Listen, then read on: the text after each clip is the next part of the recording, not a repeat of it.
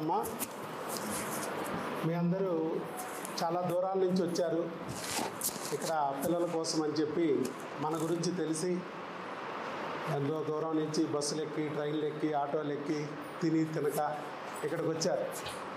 మనకి ఇక్కడ చాలా సేపు కాస్త టెస్ట్లని, ఇన్వెస్టిగేషన్స్ ఇలాంటివన్నీ ఉంటాయి కాబట్టి కొద్దిగా టైం పడుతుంది. పట్టినప్పుడు మధ్యలో భోజనం టైంలో బయటికి పంపించి భోజనానికి పంపిస్తే చాలా దూరాల్లో ఆటోలు, మరి ఇక్కడ హోటల్స్ చాలా దూరాల్లో ఉన్నాయి, అక్కడ వరకు వెళ్ళడం, మరి ఊరు కాని ఊరు ఇక్కడ దారి తప్పుకోవడం, వర్షాలు వస్తే తడిసిపోవడం ఇలాంటివి జరుగుతున్నాయి అని చెప్పి మన మేడం గారు ఏం చేశారంటే ఆ భోజనం అనేది మనమే తీసుకొచ్చి పెట్టేస్తే బాగుంటుంది కదా అని పావని మేడం గారు ఒక అమ్మ మనసుతో ఆలోచించి సలహా ఇచ్చారు. ఇది ఈ మూలానికి ఈవిడే కారణం.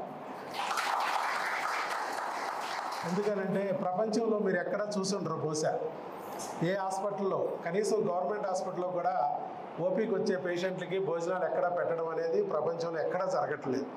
కానీ ఫస్ట్ టైం ప్రపంచంలో ఆంధ్రప్రదేశ్లో విజయవాడలో డాక్టర్ వైఎస్ బాబు ట్రస్ట్ క్లినిక్లో మరి అవుట్ పేషెంట్లకి భోజనం పెట్టడం అనేది స్టార్ట్ అవ్వడానికి కారణం పావని మేడం గారు. 30 సంవత్సరాల నుంచి నేను డాక్టర్ ఉన్నాగా నాకు రాని ఆలోచన ఆవిడకి వచ్చింది. వీటి ఎందుకు ఫోటోలు తీస్తున్నాం, వీడియోలు తీస్తున్నాం అంటే ఇది ఆగస్టు 2వ తారీఖు నుంచి నిత్య అన్న ప్రసాద వితరణ కార్యక్రమంగా జరుగుతుంది. ఇది మా తదనంతరం కూడా జరగాలని చెప్పి మా పిల్లల దగ్గర నుంచి మాట తీసుకున్నాం, ఎందుకంటే మా అమ్మాయి కూడా డాక్టర్ అయింది. అలా మంచి కార్యక్రమం కింద ఇది మనం చూపిస్తే చెడు మనం చెప్పక్కర్లేదు, మంచి అనేది మన ఎదుటి వ్యక్తికి తెలిస్తే ఇంకా మంచి మనసున్న డాక్టర్లు బోల్డ్ మంది ఉంటారు. వాళ్ళల్లో కూడా ఇది ఒక ఆలోచన రావచ్చు. నాకు రాలా 30 ఏళ్ళ నుంచి, కానీ మరి ఆ దుర్గమ్మ తల్లి డైరెక్ట్గా ఈ దుర్గ గారికి, విజయ దుర్గ పావని గారి నోటి ద్వారా తెప్పించింది నాతో. అలాగే వాళ్ళకు కూడా మనం ఈ ఆలోచన వచ్చి వాళ్ళ దగ్గరికి వచ్చిన పేషెంట్లకు కూడా వసతి సౌకర్యాలు ఏర్పాటు చేస్తారు. అలా ఈ రాష్ట్రంలోనూ అలాగే ఈ దేశంలోనూ ఈ మార్పు రావాలి. ఎందుకంటే 500 రూపాయల ఫీజు మనం తీసుకునేది, అది కూడా సంవత్సరానికి. 10 రోజులకి, 15 రోజులకి, నెల రోజులకి 500 ఫీజు తీసుకున్న వాళ్ళు నాకన్నా ఇంకా ఈజీగా పెట్టచ్చు. ఇక నెలకి 3,30,000 తీసుకుని ఆపరేషన్లు, ఐవీఎఫ్లు అంటున్నారు పిల్లల కోసం వచ్చిన వాళ్ళు. బయట ఎక్కడ చూసినా ఆపరేషన్లు, ఐవీఎఫ్లే. 30,000, 3 లక్షలు.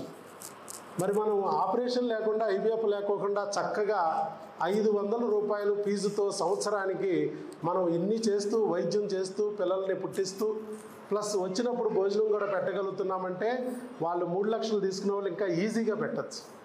సో వాళ్ళలో కూడా ఒక ఆలోచన రావాలి. ఎంతోమంది మంచి మనసున్న వాళ్ళు ఉంటారు, కాకపోతే వాళ్ళకి ఐడియా వచ్చి ఉండకపోవచ్చు. అలాంటి వారికి ఒక ఐడియా కింద వాళ్ళ థాట్ కింద రావాలంటే మనం తెలియాలి. ఇది అందుకే తెలియజేయడం కోసం ఈ ఫోటోలు, వీడియోలు తీస్తున్నాం, అంతే తప్ప వేరే ఉద్దేశం కాదు. ఏదో ప్రచారానికి వాడుకుంటున్నామని మాత్రం అన్నిదా భావించొద్దు. ఈ మంచి అనేది మిగతా ప్రపంచం మొత్తం వ్యాపించాలి అనేది మాత్రమే మా కోరిక. తర్వాత ప్రసాదం అనేది మనకు ఎక్కడుగా గుళ్ళో ఇస్తారు. అలాగే దీన్ని కూడా మేము అన్న ప్రసాద వితరణ అని పేరు పెట్టాం. ఎందుకంటే వీర్య వృద్ధి జరగాలన్నా, ధాతు పుష్టి అవ్వాలన్నా, మనకు బిడ్డ పుట్టాలన్నా ఈ ఆహారమే పరబ్రహ్మ స్వరూపం. అందుకని ఈ ఆహారాన్ని ప్రసాదం కిందే మేము భావించున్నాం. మీరు కూడా మీరు పూజించే దేవుడు వెంకటేశ్వర స్వామి అయితే వెంకన్న ప్రసాదం కింద, అల్లా అయితే అల్లా ప్రసాదం కింద, యేసుప్రభు అయితే యేసుప్రభు ప్రసాదం కిందే స్వీకరించమని కోరుతున్నాం.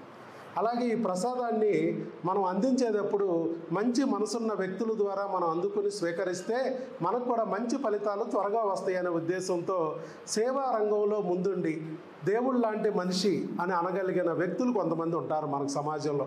రోజు రోజుకి మనకి సమాజంలో ఎవరి స్వార్థం వాళ్ళదే. వాళ్ళ పనిని మాని మరొకరికి సేవ చేసేవాళ్ళు ఈ రోజుల్లో అరుదు. కానీ లైనిజంలో అలాంటి వ్యక్తులు వాళ్ళ పనిని మాని వాళ్ళకి డబ్బులు వచ్చే ఆదాయ వనరులను కూడా తగ్గించుకొని సంపాదించుకున్న 4 రూపాయలను కూడా సేవా కార్యక్రమాలకు వెచ్చించే మంచి మనుషులు ఉన్నారు. అలాంటి వారిలో మరి ప్రథములు కాకాని శ్రీనివాసరావు గారు. వారు లైనిజంలో ఏనాటి నుంచో ఉండి ఎన్నో సేవా కార్యక్రమాలు చేస్తున్న వ్యక్తులు. అన్నదానాలు కానీ, రక్తదానాలు కానీ, అలాగే పిల్లలకి ఐ స్క్రీనింగ్లు కానీ, ఇలాగా ఇన్నని కాదు, మరి సైకిళ్ళు ఇవ్వడం, కుట్టు మిషన్లు ఇవ్వడం, మరి ఇలాంటివి ఎన్నో రకాలైన సేవా కార్యక్రమాలు జరుగుతూ ఉంటాయి. వాటిలో వారు పాల్గొంటూ ఉంటారు. వారు కూడా వాళ్ళకు తగినంత మరి వారు చేయగలిగినంత సేవ చేస్తూ ఉంటారు. అంటే ఒకరు ఇవ్వగలిగితేనే మరి వాళ్ళు ఇవ్వగలిగారు అంటేనే వాళ్ళ దగ్గర ఉన్నట్టు అర్థం అండి. వాళ్ళు ఉన్నది ఇస్తున్నారు అంటే వాళ్ళు దేవుడు లాంటి వాళ్ళు అని అర్థం. అలాంటి దేవుడే వాళ్ళల్లో ఉన్నప్పుడు అలాంటి దేవుడు లాంటి మనుషుల ద్వారా మీకు వాళ్ళ అమృత హస్తాల మీదుగా మీకు ఈ ప్రసాదం అందితే మీరు కూడా త్వరగా మీ కోరికలు నెరవేరి చక్కగా మరి మీరు బిడ్డ పుట్టి మాతృదేవతలు పితృదేవతలు అవుతారని ఆశతో మేము వారిని పిలవడం జరిగింది. వారు కూడా మరి వెంటనే మాకు అంగీకరించి ఇవాళ మీ అందరికీ ఇది ఇవ్వడానికి అన్నప్రసాదాన్ని ఇవ్వడానికి రావడం జరిగింది. వారికి గట్టిగా కాకాని శ్రీనివాసరావు గారికి చప్పట్లతో అభినందనలు తెలియజేద్దాం. మేము కూడా ఈ ప్రసాదాన్ని మరి వారి యొక్క బ్లెస్సింగ్స్తో ఇచ్చేదట్టు ఏర్పాటు చేస్తాం. సార్ మీరు కూడా వాళ్ళని పిల్లల కోసం వచ్చిన ఎంతోమంది ఎన్నో దూరాల నుంచి వచ్చారు, వాళ్ళకు కూడా మీ అమృత మాటలతో వాళ్ళకి బ్లెస్సింగ్స్ ఇవ్వండి. లోపకార్థం ఇదం శరీరం. ఈ శరీరం ఎవరైతే ఇతరుల కోసం త్యాగం చేసి ఇతరుల సేవ కోసం వాడతారో వారికి మాత్రమే మోక్షం లభిస్తుంది అని భగవద్గీతలో చెప్పబడింది. ఈనాడు మన ఎదురున్నటువంటి మన డాక్టర్ సుధాకర్ బాబు గారు నిజంగా మానవత్వం మూర్తీభవించిన వ్యక్తి అని చెప్పుకోవచ్చు.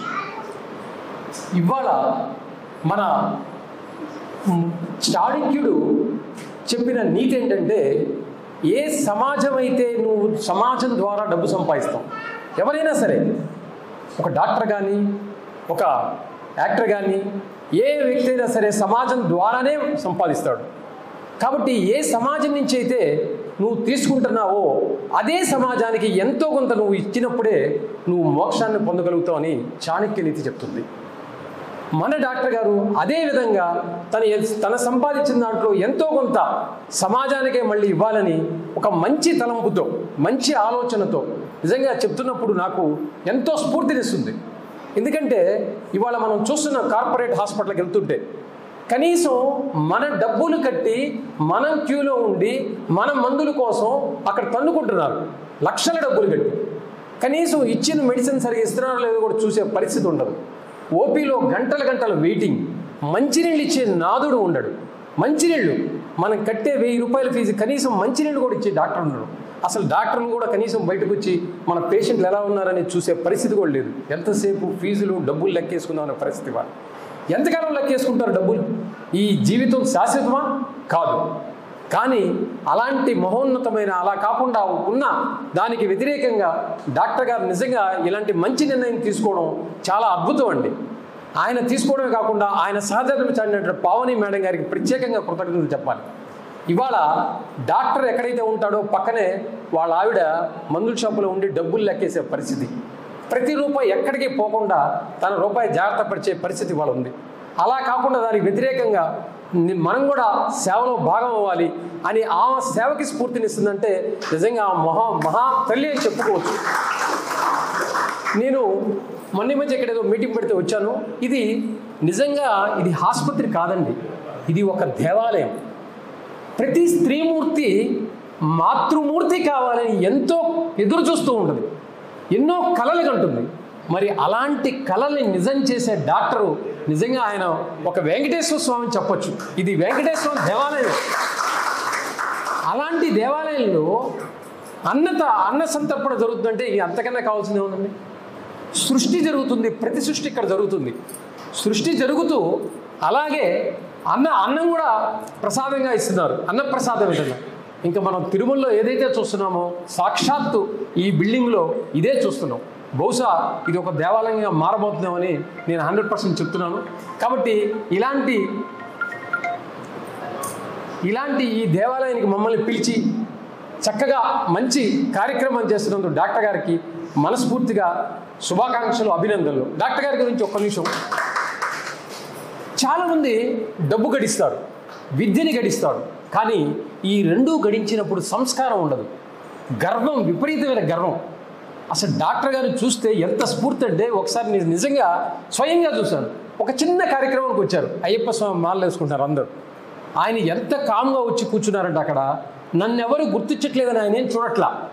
ఆయన నన్ను పిలిచారు, నేను వచ్చాను అంతే. ఆయన ఎవరు మా పలకరించి కూడా పలకరించట్లా, రండి సార్ అని. ఎందుకంటే ఆ ఆర్భాటాలు లేవు అక్కడ. చక్కగా కూర్చున్నారు, కార్యక్రమం అయింది. తన జేబులో ఎంత వస్తుందో కూడా తెలియట్లేదు. అలా ఆ అయ్యప్ప స్వామి వాళ్ళు పెట్టిన భిక్షలో అలా చేతిలో ఇచ్చేస్తారు. నిజంగా చూస్తే ఆయన చేతిలోంచి వచ్చే అమౌంట్ చూస్తే ఏంటి డాక్టర్ గారు ఏంటి ఇంత ధారాళంగా ఇచ్చేస్తున్నారు అనుకుంటాం. అంటే అది మనసులో కలిగిన అంటే ఆయన యొక్క ఆ భక్తి పారవశ్యంతోనే ఆయన చేతి మీద అలాంటి భక్తి ఉంది కాబట్టే ఆయన అనుకున్నది నెరవేరుతుంది.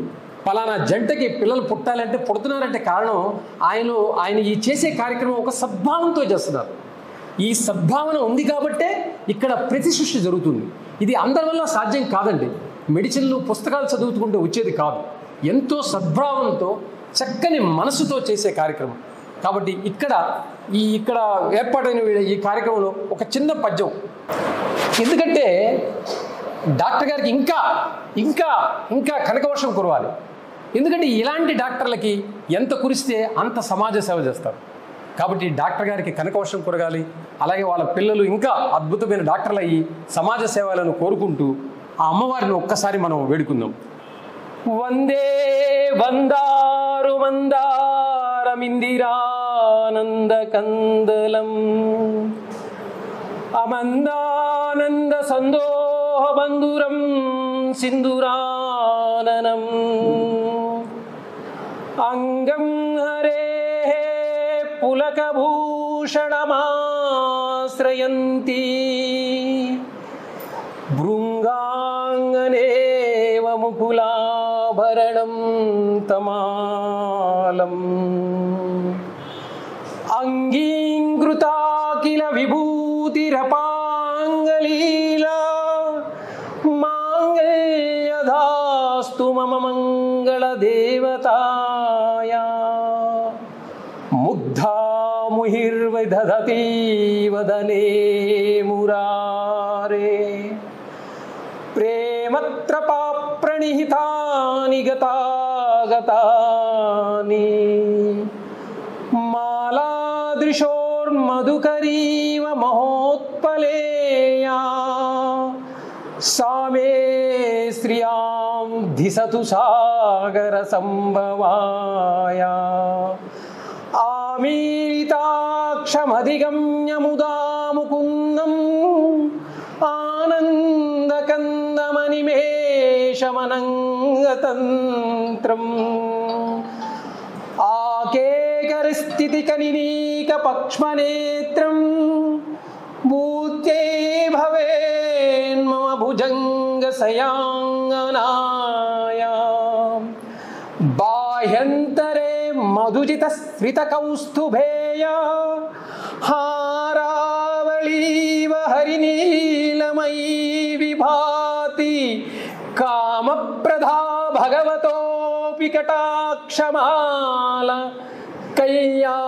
కళ్యాణమావహతు మే కమలాయయా కాలాంబధుల్యా లలితోరసి కైటభారే ధారాధరే స్ఫురతి యా తటిధంగనేవా